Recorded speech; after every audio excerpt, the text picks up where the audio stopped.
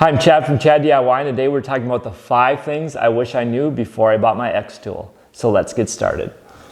All right, the number one thing I wish I knew before I bought my xTool is just how easy it is to get started.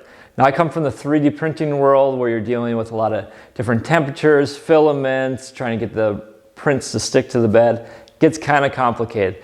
With the xTool laser cutter, you take your material, you slide it underneath the laser head, you put your kickstand down, just make sure it's at the right height. It is, you lock it in place, and this thing is ready to cut. Now, the setup of the material is really easy to get it at the right focal length, and then you have to go to the software side. Now, what xTool has done is they've created their own software, which is really user-friendly. It's free to use. There are also other options like Lightburn. I also have Lightburn.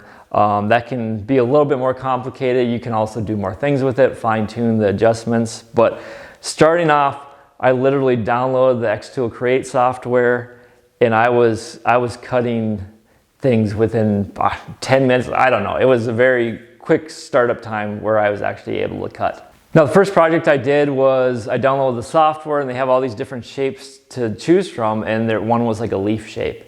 And so I thought, hey, I'll try cutting a leaf. We'll see how that turned out. And first time out, I cut this little leaf.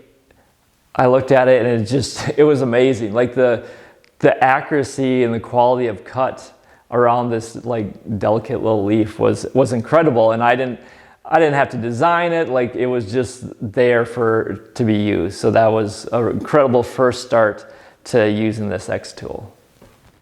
All right, the second thing I wish I knew before I bought my xTool was how much this thing smokes. Now, I don't mean the actual machine smokes, but just the process of cutting or engraving the wood or material you're using. Especially wood, you're basically burning the wood as it cuts, and that's going to produce smoke, obviously. Well, I watched a lot of YouTube videos where people using them, and they're in the garage with like a fan blowing on it, and so I kind of thought maybe that's all you need. I highly recommend you have some enclosure of some sort and then an exhaust fan to get the smoke out. All I did is I have a 6-inch exhaust fan that works amazingly well. I can provide that link down below. I got it from Amazon. And I just have it exhausting out the window. I kind of just rigged up a board and kind of exhaust port. I also went a little extreme here where I 3D printed a kind of exhaust adapter there. So I'm exhausting fumes like right at the source. It doesn't fill up as much in the enclosure and then go out the top. I have it exhausting right out at the source. So basically, if you're not using this by a garage door that's wide open, you're going to want some kind of exhaust system because it is going to produce smoke.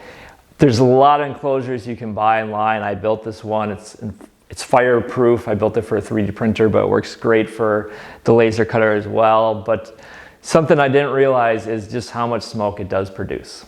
All right, the third thing I wish I knew before I bought my xTool is you're gonna want air. Now, technically you don't need to add an air attachment, but you're probably gonna want to.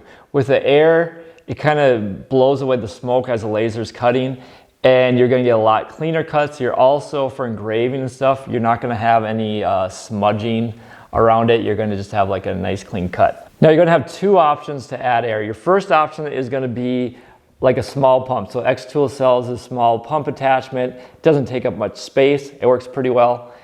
And it's not very loud, which is positive. So I have this option. Another option is using an air compressor that you already have. Now, I've done a video in the past about adding like a $30 valve kit to your air compressor, which can run this. Now, the big benefit of that is it's very inexpensive. Also, with an air compressor, you're gonna get a different range of PSIs that you can run it by. Like this pump does all right, but it's only so big, you can only run so much PSI, and just like a constant PSI that you're running too.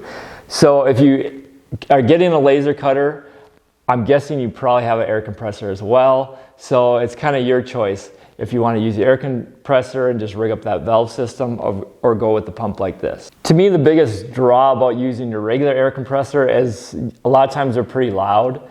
So if I'm using my air compressor, it's kind of coming on, coming off, it's kind of loud. This one's a lot quieter. This pump, it can actually store inside my enclosure too, which makes it even more quiet. So you kind of have to choose which one you want to go with, but you're going to want eventually at least to add air to your system. All right, the number 4 thing I wish I knew is what exactly can an xTool cut? Now you watch their videos or you go on the websites and they'll have a whole list of what it can cut or engrave, and they have usually millimeters, I think, how thickness of the wood that you can cut. But a lot of those things, I think a lot of those numbers are like the most optimistic estimates that you may be able to cut. And so if you're going off that, you could be disappointed in some of the areas.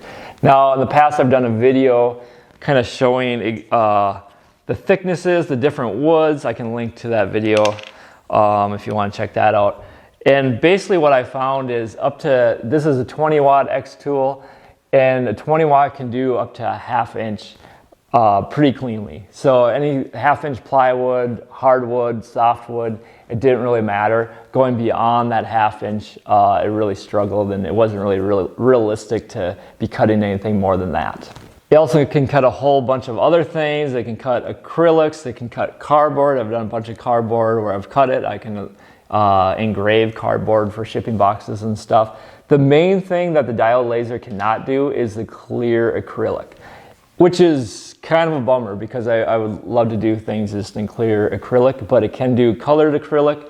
If you want to do clear, you're going to have to do the CO2 laser, and xTool does make a CO2 laser, but it's you're kind of really jumping up in the price range too for that. But basically do your research as far as what you want to cut, and then compare it to the list of things. But like I said, if you're mainly looking for this for wood, you're not going to get past 1/2 inch for the 20 watt laser.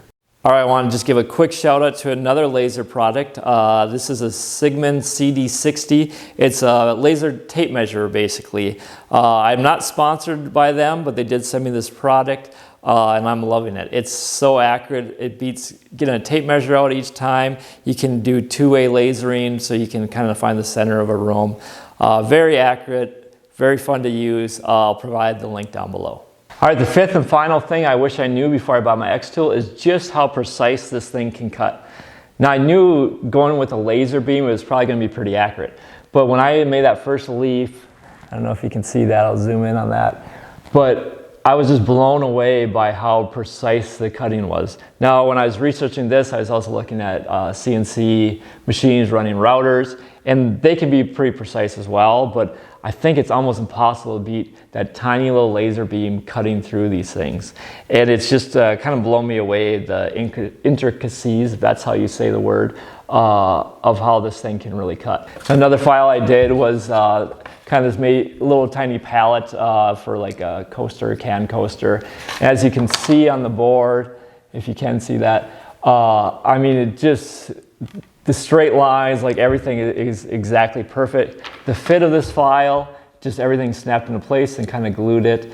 And if you're looking for files like this, Etsy is a great place. Usually like a few bucks you can get a lot of different files to print on its own. But it's just incredible how precise this machine really is. All right, those are my 5 things I wish I knew before I bought my xTool. Really, this has been an amazing machine. I don't really have any complaints about it. The only complaint, which I kind of knew going in, is it doesn't do clear acrylic, which someday I'll probably have a CO2 laser just specifically to do that. But overall, everything else has been just terrific. Now, if you have any questions about this xTool or laser cutters in general, please leave them in that comment section below. And if you're interested in buying an xTool, I'll provide my affiliate link down below. It doesn't cost you any more. That'll be affiliate link to the xTool website, which is usually cheaper than Amazon or whatever. It gives me a little commission if you do buy something through them using that link. Really helps the channel. I really appreciate when people use my links if they're going to buy it anyway. So highly encourage that. So I appreciate that. And as always, we'll see you on the next one.